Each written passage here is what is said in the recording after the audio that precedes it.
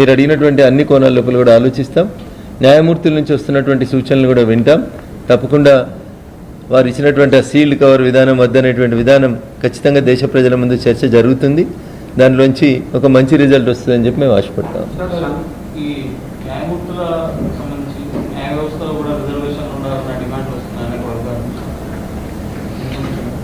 అది భారత ప్రభుత్వం మీకు అందరికీ తెలుసు 4 అంశాలుగా 4 విభాగాలుగా, మీడియా ఒక అంశంగా, జ్యుడిషియరీ, ఎగ్జిక్యూటివ్, పొలిటికల్ సినారీస్ ఒక్కొక్క విభాగంగా ఉన్నట్టు న్యాయమూర్తులు they are independent from political scenario.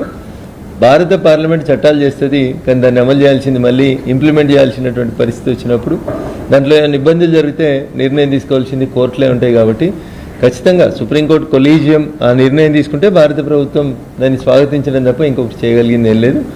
As it ఈస్గా మేము రిజర్వేషన్స్కి సంబంధించి సుప్రీంకోర్టు విషయం లోపల ఎంతవరకు మేము ఏలుబెట్టవచ్చు, ఎంతవరకు గమనంలో ముందుకు తీసుకోవచ్చు అనే అంశంలో ఖచ్చితంగా ఒక ప్రపోజల్ అయితే వస్తూ ఉంది. నేను లా అండ్ జస్టిస్ స్టాండింగ్ కమిటీలో, కన్సల్టేటివ్ కమిటీలో 2 కమిటీలలో కూడా మెంబర్గా ఉన్నాను. కాబట్టి ఇట్లాంటి అనేక అంశాలని మా గౌరవ పార్లమెంట్ సభ్యుల కమిటీలలో లేవనెత్తుతూ ఉన్నారు. సమయం సందర్భం వచ్చినప్పుడు మా కమిటీ నివేదిక ఇచ్చినప్పుడు తప్పకుండా వాటిని బహిర్గతం ఇప్పుడే చేయకూడదు. కాబట్టి భారత పార్లమెంట్కి నివేదిక ఇచ్చినప్పుడు తప్పకుండా ఇట్లాంటి అంశాలలో మా గౌరవ పార్లమెంట్ సభ్యులు చాలామంది అనేక అంశాలను లేవనెత్తుతున్నారు.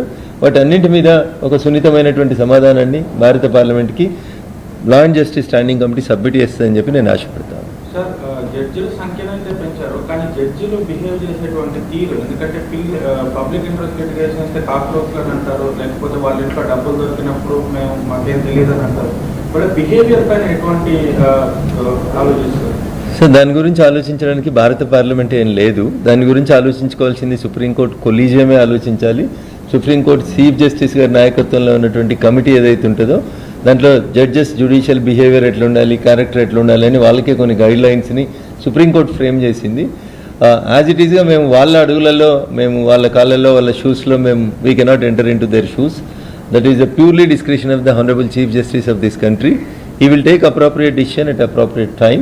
మీరు చెప్పినటువంటి ఆ నోట్ల కట్టలు ఇతరత్ర అంశంలో ఆ సంబంధిత జడ్జి గారిని తొలగించినట్టున్నారు. ఇప్పటికే దాని మీద కమిటీ వేసినారు, విచారణ కూడా జరుగుతూ ఉంది. So I cannot